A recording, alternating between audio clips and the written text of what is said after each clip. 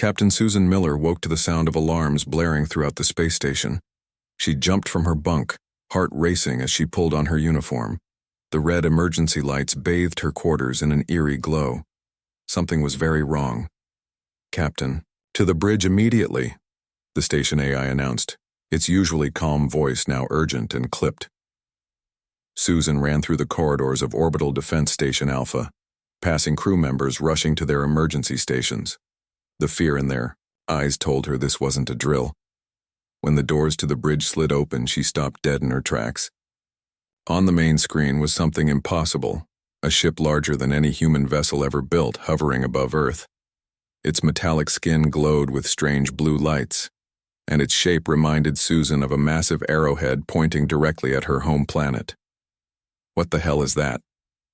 she demanded, moving to her command chair.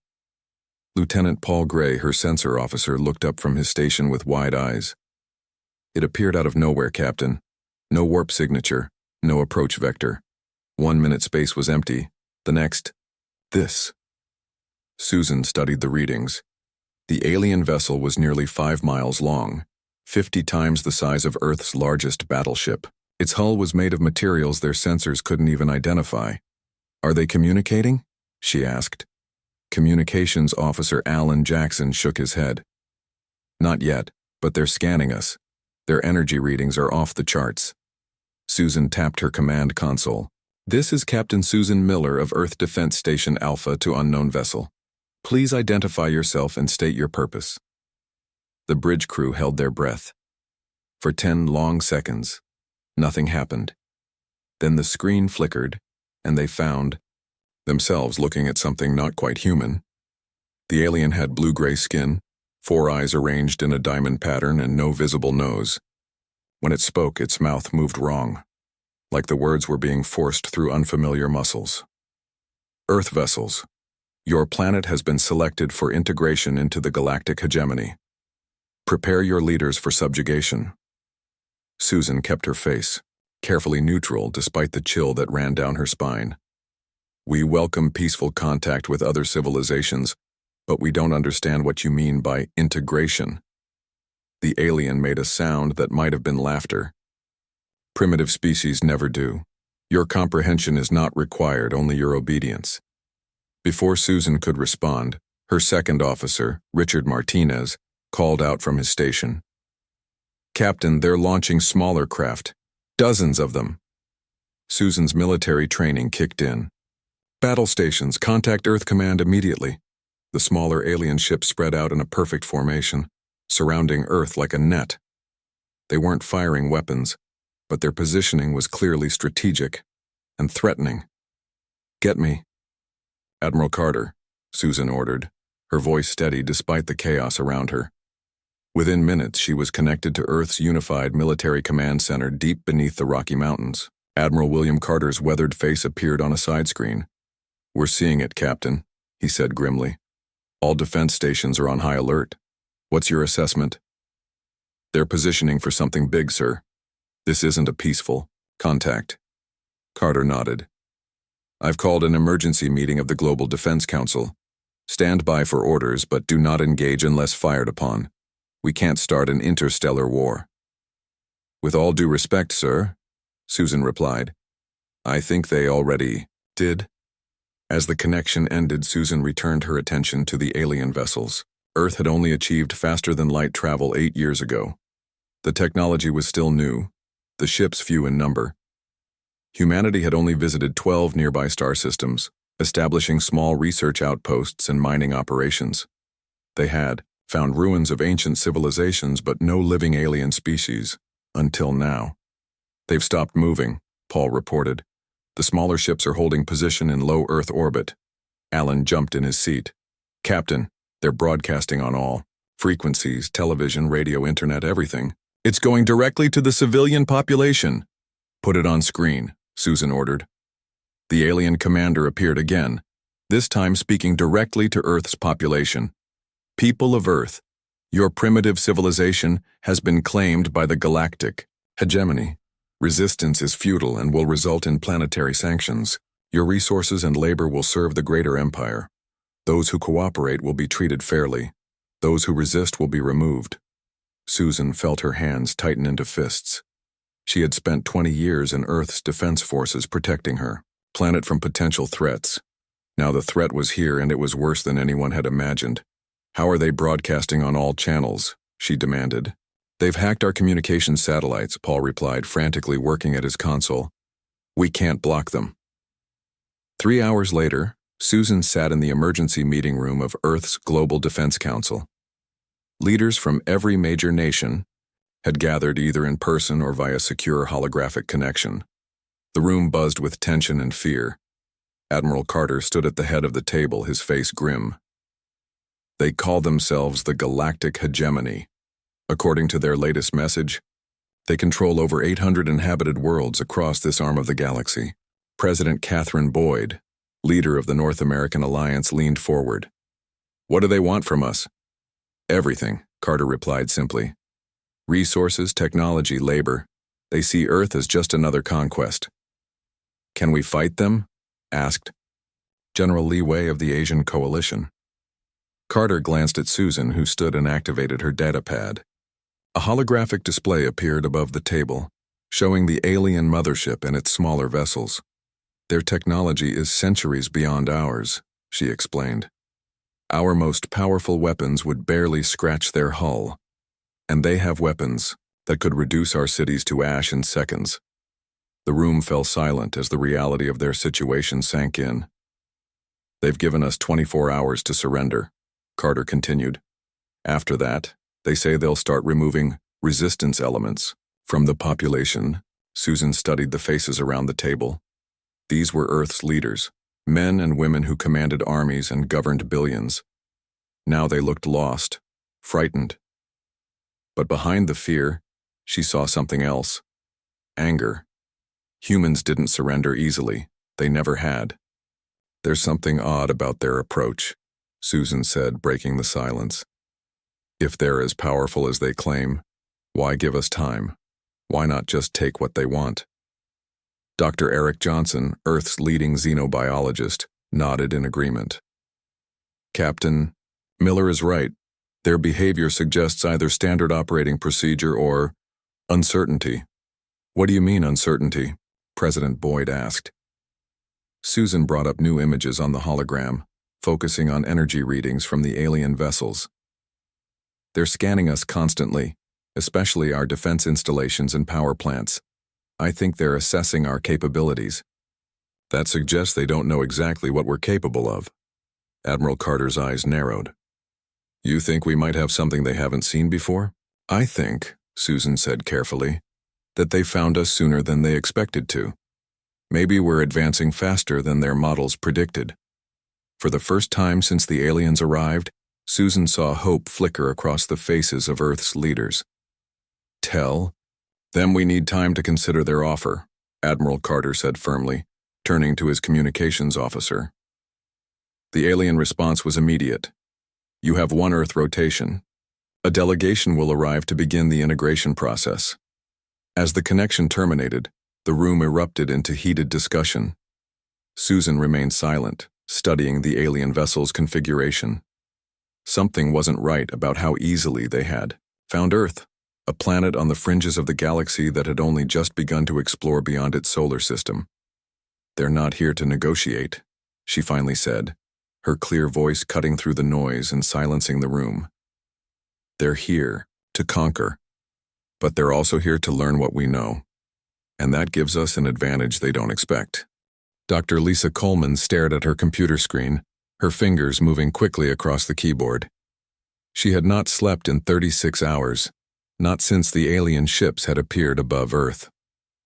Dark circles shadowed her eyes, but her mind remained sharp, focused on the task at hand. For 15 years, she had led Project Aegis, a top-secret program hidden beneath the desert in Nevada. Most of Earth's leaders didn't even know it existed. Now, it might be humanity's only hope. Her assistant, Ben Harris, placed a cup of coffee beside her. The energy readings from the alien mothership are complete, he said quietly. It's like nothing we've ever seen. Lisa nodded without looking up.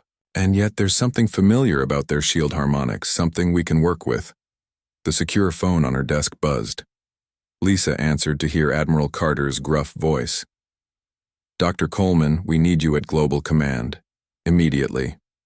2 hours later, Lisa stood in the underground bunker of the Global Defense Council. The room had gone silent after her arrival. All eyes were on her, including Captain Susan Miller's, who had been brought down from the orbital station. "I understand we have 20 hours before the hegemony expects our surrender," Lisa began, her voice steady despite her exhaustion. "That gives us just enough time." Admiral Carter frowned. Enough time for what exactly? Instead of answering directly, Lisa connected her secure tablet to the room's main display system. A three-dimensional model of Earth appeared, surrounded by a web of interconnected points. "For the past 15 years, my team has been developing Project Aegis. It began as a shield system against asteroids and space debris, but we found something unexpected during our quantum field experiments." She tapped her tablet, and the model zoomed in to show strange dancing patterns of energy between the points. "We discovered that at the quantum level, energy can be redirected rather than just blocked. Essentially, we can take an incoming attack and turn it back on itself." President Boyd leaned forward, her eyes narrowing. "Are you saying we have a weapon that can fight these aliens?" "Not exactly a weapon," Lisa replied. "More like a mirror. We've built a network of 200 quantum field generators around the planet. When activated together, they create a planetary shield unlike anything seen before." General Leeway stood up, skeptical. "If such a system exists, why haven't we been told about it?" Lisa met his gaze calmly. "Because it wasn't ready. We needed more time for testing.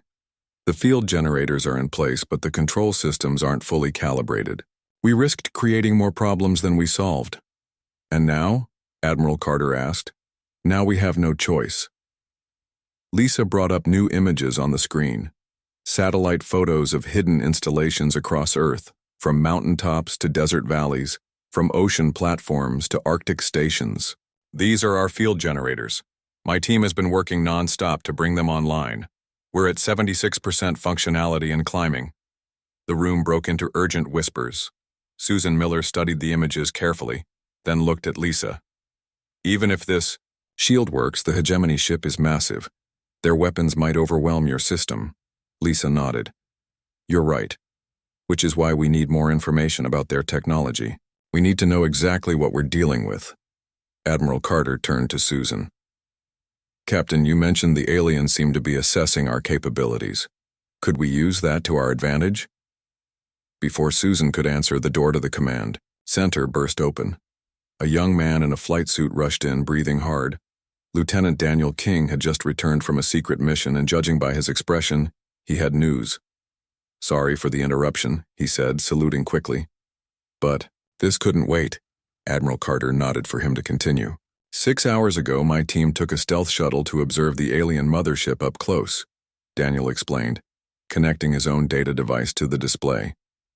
"We developed a new type of probe, microscopic machines that can attach to a ship's hull without detection. The screen showed tiny metal objects no larger than dust particles. These nanoprobes have been mapping the alien vessel from the outside in," Daniel continued. "And what we've found is, well, surprising." The display changed to show detailed scans of the alien ship's systems. Lisa moved closer, her eyes widening as she processed what she was seeing. "Their weapon systems are incredibly advanced," Daniel said, "but their defensive grid has gaps, significant ones. They have almost no point defense systems. It's like they've never needed to worry about small-scale attacks." Lisa turned to face the council, a new energy in her movements despite her fatigue. "They're complacent," she said. "They've been the biggest power for so long they don't expect resistance." Admiral Carter studied the scans. "Are you sure about this, Lieutenant?" Daniel nodded firmly. "Yes, sir. And there's more. The nanoprobes detected unusual energy fluctuations in their propulsion system. Something about it seems unstable." Lisa returned to her tablet, fingers flying across the surface as she compared the alien technology with her own research. Their drive system uses quantum tunneling similar to our experimental models, she said, growing more excited, but on a much larger scale. If their containment field has instabilities, we could exploit them, Susan finished, sharing a look with Lisa. President Boyd stood, commanding the attention of everyone in the room. Let me understand this clearly. We have a shield system that might work against their weapons, and we've found weaknesses in their defenses. Can we actually fight back against a galactic empire? The room fell silent as everyone looked from Boyd to Lisa to Susan. Lisa took a deep breath. With more time to calibrate the shield network, yes, but we need to delay them somehow. We'll give you that time, Admiral Carter said firmly. We'll tell the hegemony we're preparing to welcome their delegation. Captain Miller will coordinate with Lieutenant King to gather more intelligence on their weaknesses. Susan nodded in agreement. My station can monitor their movements and give early warning if they do anything unexpected. For the next 12 hours, Earth entered a state of controlled frenzy. While diplomats prepared a false welcome for the alien delegation, Lisa and her team worked frantically to bring the Aegis network to full power. Underground bunkers around the world became command centers. Civilian populations were quietly moved away from major cities, officially for welcoming celebrations, but really to protect them from potential attacks. In orbit, Susan coordinated with Daniel's stealth ships, placing more nanoprobes on the alien vessels and mapping every inch of their technology. At hour 16, Susan made a discovery that changed everything. Dr. Coleman, she said over the secure channel, we've intercepted communications between the mothership and smaller vessels. They're not just scanning our technology, they're trying to steal it. Lisa frowned. Steal what?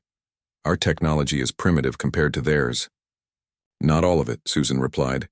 They're specifically interested in our quantum research facilities, including yours. Lisa fell silent as the implications sank in.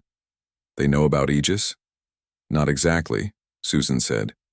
But they know we're developing quantum technology that's different from theirs. I think that's why they came. Not just for conquest, but for our scientific knowledge. Lisa turned to Admiral Carter, who had been listening to the exchange. That changes everything. They're not just complacent. They're worried about what we might develop. Then we have more leverage than we thought, Carter said. We just need to use it at exactly the right moment. As the deadline approached, Earth's leaders gathered once more. The plan was set. They would appear to welcome the hegemony delegation while bringing the Aegis network to full power. When the moment was right, they would activate the shield and show the aliens that humanity would not surrender without a fight. If we're doing this, said Susan, her face on the main screen from her orbital station, we're not just defending ourselves. We're sending a message to the entire galaxy. President Boyd nodded solemnly. That Earth belongs to humans, and no empire, no matter how vast, will take that from us. The morning of the alien delegation's arrival dawned bright and clear over New York City. The United Nations building stood gleaming in the sunlight, surrounded by heavy security. Streets had been cleared for miles around. The world watched and waited. Inside, President Boyd adjusted her formal jacket as aides briefed her one final time. The plan was simple but dangerous. Everything depended on timing. Aegis is at 98%, whispered her chief of staff. Dr. Coleman says that's as good as it's going to get. Boyd nodded. And our other preparations? All military. Personnel are in position. Civilian shelters are ready. Captain Miller reports the orbital station is fully armed and prepared. A soft tone sounded, indicating it was time. Boyd took a deep breath and walked into the Grand Assembly Hall. Leaders from every nation on Earth filled the seats. All wore the same expression, a mixture of determination and fear carefully hidden behind diplomatic smiles. At exactly noon, the ceiling of the assembly hall shimmered with blue light. The effect spread across the room like rippling water. Then, without warning, a group of 7 aliens materialized in the center of the chamber. The leader of the delegation stood a full head taller than the others. His blue skin was marked with silver symbols of rank. 4 eyes surveyed the room with obvious disdain. This was High Emissary Zethrax of the Galactic Hegemony. Greetings, primitive ones, he said, his voice translated through a device at his throat. "I am pleased to see you have accepted the inevitable." President Boyd stepped forward, extending her hand in the human gesture of greeting. Zethrax ignored it. "We bring you the protection and wisdom of the hegemony," he continued, his voice echoing through the silent hall. "Your species shows promise. Under our guidance, you may eventually earn limited autonomy within our empire." Whispers rippled through the assembled leaders. According to the translator, limited autonomy more accurately meant slightly better than slaves. President Boyd maintained her diplomatic smile. "High Emissary, we appreciate your interest in Earth. Before we proceed with discussions about our future relationship, we have prepared a formal response to your proposal." She nodded to her aide, who stepped forward carrying a small wooden box. Inside was a simple data crystal, made from Earth technology. The aide presented it to Zethrax, who took it with obvious disdain. "What is this primitive storage device?" he asked, turning the crystal between his long fingers. "It contains Earth's Declaration of Sovereignty," Boyd replied calmly. "We respectfully decline integration into your hegemony. Furthermore, we are declaring Earth space off-limits to all hegemony vessels. You have 6 hours to leave our solar system." The chamber fell silent. Even the alien delegation seemed stunned. Zethrax's 4 eyes blinked rapidly as he processed her words. Then he laughed, a harsh, grating sound. "You cannot be serious. Do you understand who we are? The hegemony spans thousands of worlds." "We understand perfectly," Boyd continued, her voice steady. "Which is why we've activated our defensive grid. Your weapons are currently locked by our quantum interference field. Your communication systems are being jammed. We suggest you use your 6 hours wisely." Zethrax's hand moved to his belt, clearly reaching for a weapon. Boyd did not flinch. Instead, she held up a small device and pressed a button. Throughout the room, hidden panels slid open in the walls and ceiling. Earth security forces appeared, armed with weapons designed specifically based on the intelligence gathered by Lieutenant King's probes. "These weapons," Boyd explained, "are calibrated to penetrate your personal shields. Please don't test them." In orbit above Earth, Susan Miller sat in her command chair on the bridge of the defense station. The alien mothership had suddenly powered up its engines, trying to bring weapon systems online. "They've figured out what's happening," said Richard Martinez from his station. "The delegation must have sent some kind of emergency signal." Susan nodded. "Right on schedule. All ships prepare to implement Operation Mirror." Around the planet, 200 quantum field generators hummed to life, drawing power from Earth's unified energy grid. The shields weren't visible yet. They wouldn't be until struck by enemy fire, but Susan could see their status on her screens. 98%. It would have to be enough. "The alien ship is powering up weapons," Paul reported, his voice remarkably calm given the circumstances. "They're targeting major cities." Susan opened a channel to all Earth defense vessels. "Remember your training. Wait for them to fire first, then execute exactly as planned." Back in the United Nations building, Zethrax's composure had completely collapsed. His facial markings had darkened to almost black, an indication of rage according to the xenobiology briefings. "You will regret this insult," he snarled at President Boyd. "The hegemony does not negotiate with lesser species." Boyd's expression remained unchanged. "We are not negotiating, High Emissary. We are informing you of our decision." Zethrax touched a control on his wrist device. "Mothership, this is High Emissary Zethrax. Destroy their largest city as an example." Boyd didn't panic. Instead, she simply touched her communication device. "Captain Miller, they've given the order. Prepare for impact." In orbit, Susan watched. As the alien mothership's main weapon charged, a ball of energy gathering at its front section. "Energy readings off the scale," Paul reported. "They're not holding back." Susan tightened her grip on the armrests of her chair. "Steady. Let them." "Fire!" The alien weapon discharged, sending a brilliant beam of energy directly toward New York City. For a terrible moment, Susan feared the quantum shield would fail. The energy beam approached Earth at incredible speed. Then, Just as it touched the edge of the atmosphere, something remarkable happened. The beam struck the previously invisible shield. Instead of passing through or exploding against it, the energy scattered across the shield's surface like water on glass, following the quantum field lines. Then, to the astonishment of everyone watching, the energy reversed direction, flowing back along the same path toward the alien ship. "It's working," Susan whispered, hardly believing what she was seeing. The redirected energy struck the alien mothership precisely where it had originated. The ship's own shields flared bright blue as they struggled to absorb an attack they had never been designed to repel. Their own weapon turned against them. For several seconds, the outcome hung in the balance.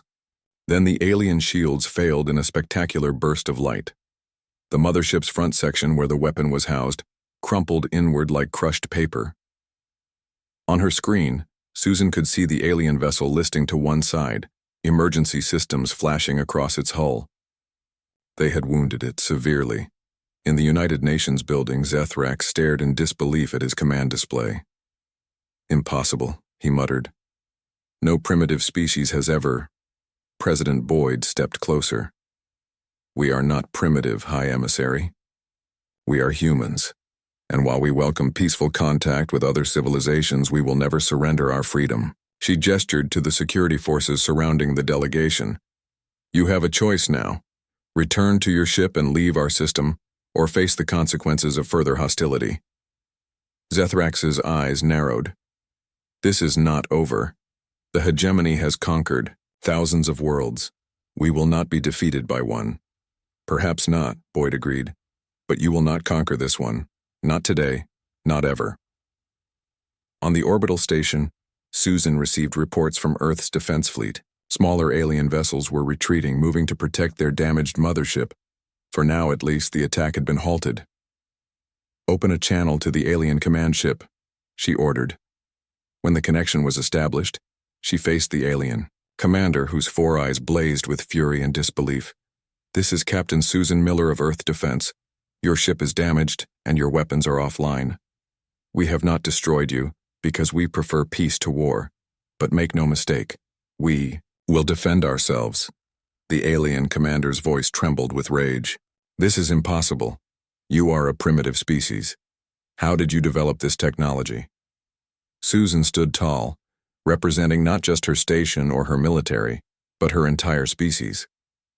"You made a fundamental mistake," she replied calmly. "You assumed that because we're new to the galactic stage, we're primitive. Humanity has spent its entire history adapting, surviving, and overcoming impossible odds. We're not joining your empire. And after today, the rest of the galaxy will know that Earth is not to be trifled with." The alien mothership hung wounded in Earth's orbit. Its main weapon system was destroyed, and emergency lights flashed across its damaged hull. But Captain Susan Miller knew better than to celebrate too early. The hegemony had ruled hundreds of worlds for thousands of years. They would not give up after one setback. "All ships maintain defensive positions," she ordered. "This isn't over yet." As if to confirm her words, the remaining alien vessels began to move. The smaller ships formed a protective ring around their damaged mothership. Then, from the underside of the massive vessel, bay doors opened. "They're launching fighters," Paul called out from his sensor station. "Hundreds of them." Susan watched as swarms of small, dart-like ships poured from the mothership. Each was about the size of a small Earth jet fighter, but moving with incredible speed and agility. "All defense stations, prepare for fighter attack," Susan commanded. "Aegis shield operators, recalibrate for multiple small targets." On Earth, Dr. Lisa Coleman worked frantically at her control station. The quantum shield had worked against the mothership's main weapon, but it had been designed for large-scale attacks. Hundreds of small fighters presented a different challenge. "We need to adjust the field harmonics," she told her team. "Split the shield into localized sections that can react independently." The atmosphere in the underground command center was tense but focused. No one panicked. Earth had prepared for this moment for hours, and everyone knew their role. Admiral Carter studied the tactical display over Lisa's shoulder. How long until the recalibration is complete? 3 minutes, Lisa replied, not looking up from her work. Maybe less. Carter nodded and opened a channel to the orbital defense stations. Captain Miller, we need 3 minutes to adjust our shields. Can your ships hold them off that long? On her station, Susan glanced at her tactical officer. Richard, deploy our defense drones. Maximum spread. We need to slow those fighters down. Earth's defense fleet was small compared to the hegemony forces, but they had advantages the aliens didn't expect. Hundreds of unmanned drones launched from the defense stations, each carrying minimal weapons but equipped with advanced evasion systems based on Earth's best fighter pilot reflexes. The drones spread out, forming a barrier between the approaching alien fighters and Earth's atmosphere. What they lacked in firepower, they made up for in numbers and unpredictability. First wave of fighters approaching the drone barrier, Richard reported. Contact in 10 seconds. Susan held her breath as the alien fighters slammed into the drone formation. On the tactical display, points of light blinked out as drones were destroyed, but they were taking alien fighters with them. Drone loss rate at 30%, Richard called out. But they're slowing the alien advance. Susan kept her eyes on the time display. 2 minutes 40 seconds until the shield recalibration would be complete. The drones wouldn't last that long at the current rate of losses. Deploy second wave of drones, she ordered, and prepare our actual fighters for launch. Earth's military forces had been preparing for this moment since the aliens arrived. Fighter pilots from every nation sat in their cockpits, engines humming, waiting for the signal. These weren't the experimental craft of the defense fleet. These were the best military jets each nation had, hastily equipped with modifications based on what they'd learned about alien technology. Fighter squadrons, you are cleared for launch, Susan announced. Remember your training. Stay within the drone screen as long as possible. Around the world, jet fighters streaked into the sky, afterburners glowing as they climbed toward space. Earth had never been truly united before this moment. But now, Russian pilots flew alongside American ones. Chinese squadrons coordinated with European wings. All human differences seemed small compared to the alien threat above them, in the HFY Command Center below the Rocky Mountains. Lisa Coleman called out triumphantly, "Shield recalibration complete. Activating sectional defense grid now." On screens around the world, people watched as the sky seemed to shimmer. The once invisible quantum shield now appeared as a faint honeycomb pattern of hexagons surrounding the entire planet. As the alien fighters approached, the hexagons nearest to them brightened, energy gathering in response to the threat. The lead alien fighters fired their weapons, streams of energy that struck the shield sections. But instead of bursting through or being completely reflected, something new happened. The energy split apart, following the hexagonal patterns of the shield, dispersing harmlessly. From her station in orbit, Susan watched in amazement. It's working. The alien fighters couldn't penetrate the recalibrated shield. Their weapons were being diffused across the entire network. Some of the aliens, realizing their weapons were useless, tried to physically ram the shield, only to have their ships caught in quantum currents that spun them off course. Back in New York, President Boyd stood firm before the alien delegation.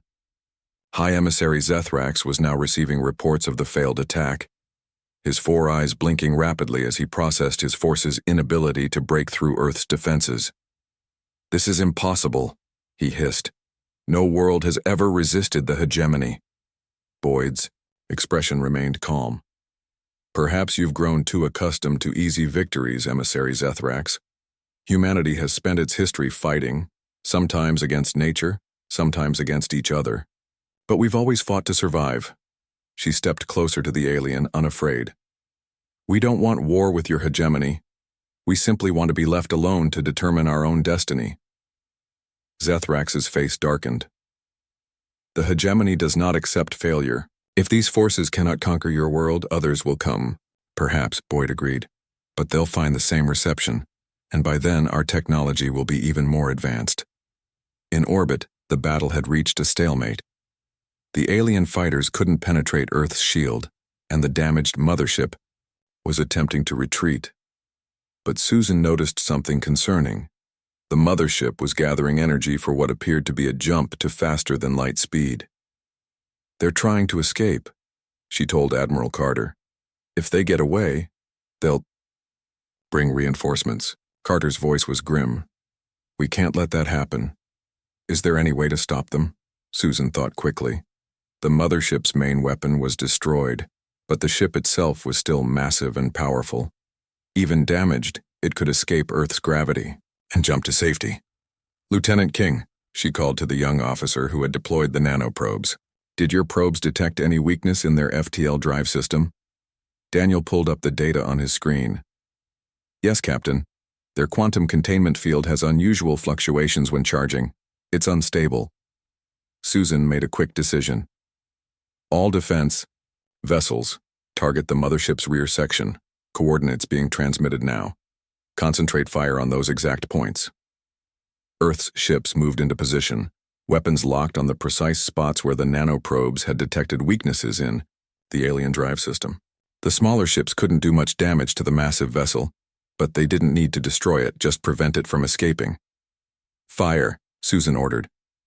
Dozens of energy beams struck the mothership's engine section simultaneously. The ship shuddered, and then alarm signals flashed across Susan's tactical display. "Their containment field is collapsing," Richard reported. "They can't jump to FTL." The alien mothership was now truly trapped, unable to attack effectively and unable to escape. In the United Nations building, Zethrax received the news with obvious shock. President Boyd seized the moment. "Your ship is disabled. Your fighters can't break through our defenses. You have two choices, emissary. Negotiate a peaceful resolution or face destruction." For several long moments, Zethrax was silent, his alien features unreadable to human eyes. Then slowly he lowered his head, a gesture of defeat. "The hegemony has never negotiated with a lesser species," he said bitterly. "Then perhaps," Boyd replied, "it's time for the hegemony to learn some new ways." Susan Miller watched from orbit as the alien fighters began to withdraw, returning to the damaged mothership. Earth had won its first interstellar battle. Humanity had faced a galactic empire and forced it to back down. "All ships stand down to yellow alert," she ordered, finally allowing herself a small smile. "But maintain defensive positions. This is just the beginning." 3 months passed since the Battle of Earth. The damaged hegemony mothership had been allowed to limp away from the solar system, carrying news of humanity's unexpected victory. Earth had changed forever. Old national rivalries seemed small, now that humans knew they weren't alone in the universe. In the newly constructed United Space Command headquarters in Geneva, Captain Susan Miller stood before a window overlooking Lake Geneva. Her reflection showed someone changed by recent events, confident, battle-tested, but thoughtful. Admiral Carter joined her at the window. "The United Nations Space Council is ready for your report, Captain." Susan nodded and followed him into the large meeting chamber. Representatives from every nation on Earth sat around a circular table. President Boyd nodded to Susan as she took her place at the podium. "Captain Miller, please update the Council on our current situation," Boyd said. Susan activated the holographic display showing a map of nearby star systems. "In the 3 months since we repelled the hegemony attack, we've received messages from 17 different species. Most were previously conquered by the hegemony. They're seeking alliances with Earth." Murmurs spread through the chamber. This was unexpected news. "And what about the hegemony itself?" asked the representative from India. Susan changed the display to show a different section of the galaxy. "They've established a quarantine zone around our solar system. According to our intelligence, they're telling their citizens that Earth is dangerous and unstable." Laughter rippled through the chamber. "They're not entirely wrong," Susan remarked with a small smile. "We just proved we're dangerous when threatened." Next, Dr. Lisa Coleman took the podium. Her team had been studying the technology captured, from the damaged alien fighters that failed to escape Earth's gravity. "The technology we recovered has accelerated our research by decades," she explained. "We've improved our shield grid, and we're developing new propulsion systems based on their designs.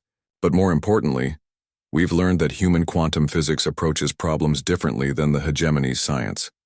Our methods are unique in the galaxy, which is why they wanted our research so badly. The discussion turned to humanity's next steps. Some council members advocated for building powerful weapons to protect Earth from future attacks. Others argued for isolationism, hiding from the galaxy until humans were stronger. A third group pushed for reaching out to the species who had contacted Earth. President Boyd listened to all sides before speaking. "We are not conquerors," she declared firmly. "But we will not be conquered either. Our declaration stands. Earth remains sovereign. We'll establish diplomatic relations with peaceful species, but we will maintain our defensive capabilities." The Council voted overwhelmingly to support her position.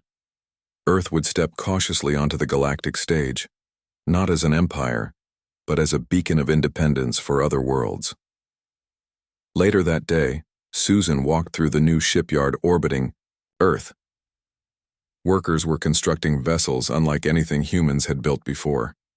These ships combined Earth's unique quantum technology with adapted alien designs. They were meant for exploration and diplomacy, not conquest, but each carried powerful defensive systems. Richard Martinez joined her on the observation deck. "Command has approved our mission. We leave next month to establish contact with the Proxima Coalition." Susan nodded, watching as construction drones swarmed around the hull of what would become Earth's first true interstellar diplomatic vessel.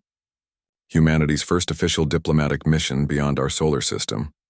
Who would have thought our entrance to the galactic community would begin with telling an empire to stay off our lawn? As Earth continued healing and preparing, news spread throughout the galaxy. A small blue planet on a spiral arm had stood against the mighty hegemony and won. Many worlds watched with interest, some with hope, others with concern. For the first time in thousands of years, the galactic hegemony's power had been challenged successfully. The galaxy was changing, and humanity, despite being newcomers, had already made their mark among the stars, not as conquerors or subjects, but as equals who refused to bow to anyone. Earth's declaration had been heard, and humanity had earned its place among the stars. The end.